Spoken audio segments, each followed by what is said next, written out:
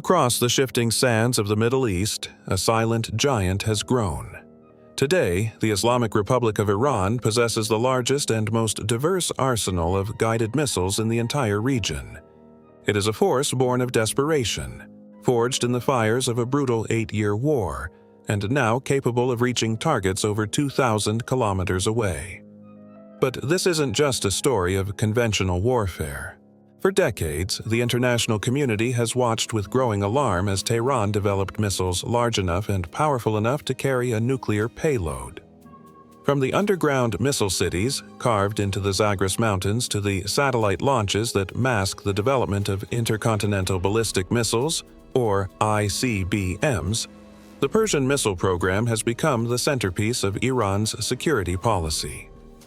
This is the documented archive of how a nation under decades of sanctions built a rocket force that threatens U.S. bases, global oil supplies, and the very stability of the Western world. This is the story of the Persian Fire. The roots of Iran's obsession with missiles can be traced back to a single traumatic event: the Iran-Iraq War of the 1980s. During the infamous War of the Cities, Tehran found itself defenseless as Saddam Hussein's Iraq rained Soviet-made Scud missiles down on Iranian civilians. Tehran had no way to retaliate.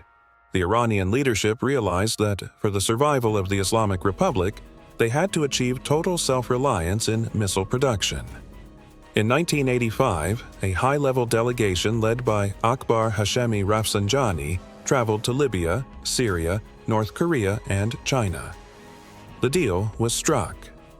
Iran obtained its first batch of Scud-B missiles from Libya. These single-stage, liquid-fueled rockets could fly roughly 300 kilometers. But the supply was small, and the hunger for more was great.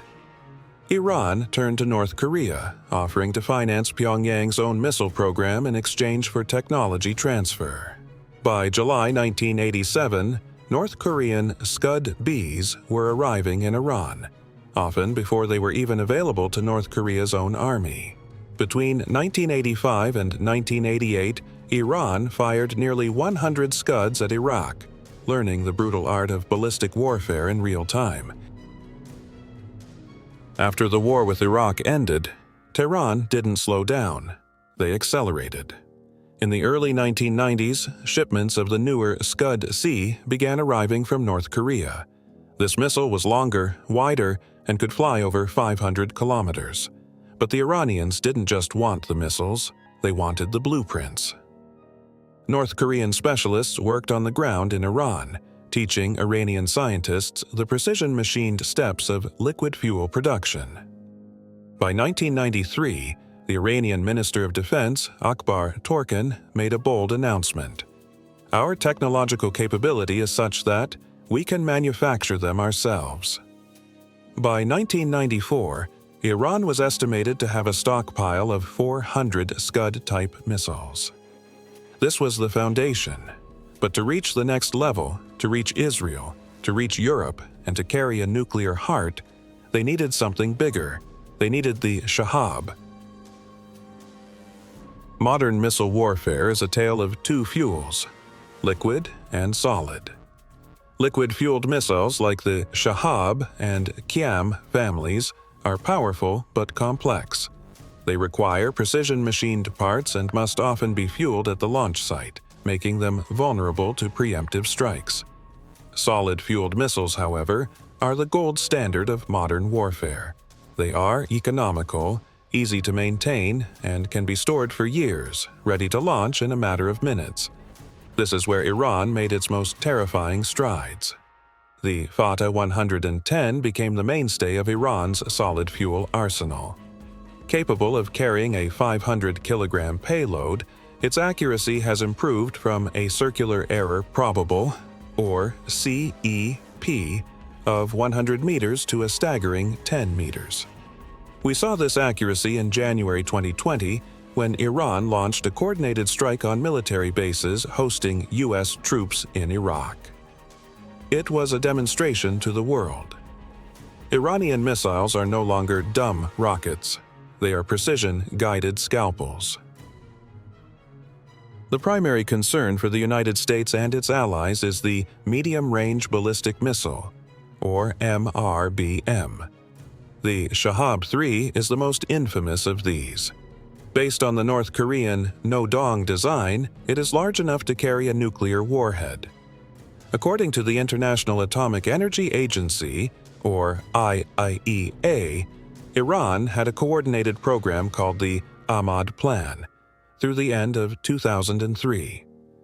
This program included Project 111, an effort to redesign the inner payload chamber of the Shahab 3 to accommodate a spherical nuclear device. While Iran does not yet possess a nuclear warhead, its engineers have mastered the critical technology of stage separation. Missiles like the Sigil-2 and the Khorramshahr can carry an 1,800-kilogram payload over 2,000 kilometers. If a nuclear heart is ever mated to these beasts, the entire Middle East and parts of Eastern Europe would fall under a Persian nuclear shadow. How does a nation develop ICBM technology without alerting the world? You call it a space program. Since 2008, Iran has used its indigenous space launch vehicles, the Safir, the Simorgh, and the Qased, to place satellites into low Earth orbit. While stated to be for civilian purposes, these rockets use the exact same technologies required for long-range missiles. They must lift heavy payloads, survive the heat of re-entry, and use multi-stage propulsion. In April 2020, the IRGC Aerospace Force successfully launched the Noor satellite using the Qased rocket. This was a turning point. Unlike previous launches, the Qased used solid fuel technology and was launched from a mobile platform with no advance warning. U.S. intelligence was explicit. The Simorgh and Qased rockets shortened the timeline to an Iranian ICBM that could one day threaten the American homeland. Iran's missile power isn't just held in Tehran, it is exported. Through a vast network of proxies, Iran has transferred missile technology to Hezbollah in Lebanon, Shiite militias in Iraq, and the Houthi rebels in Yemen. The Houthis have used Iranian-designed Burkan missiles to strike civilian targets and critical infrastructure deep inside Saudi Arabia. These attacks serve as a testing ground for Iranian technology, proving that Tehran can strike its enemies through others, all while maintaining a thin veil of deniability. The brain behind this operation is the IRGC Aerospace Force, led by Brigadier General Amir Ali Hajizadeh. Under his command, Iran has built missile cities, miles of underground tunnels and hardened silos that protect their arsenal from even the most advanced bunker-busting bombs. The speed of Iran's progress would have been impossible without foreign assistance. North Korea provided the hardware for liquid-fueled propulsion. China supplied the guidance systems and the secrets of solid fuel ingredients like aluminum powder and carbon fiber. Russia provided the metals, wind tunnels, and training at places like the Baltic State Technical University.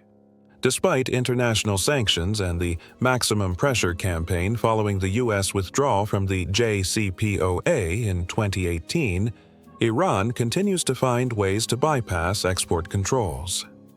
They use elaborate illicit procurement schemes, front companies, and the dark market to find the carbon fiber and turbofan engines they cannot yet produce in high quality.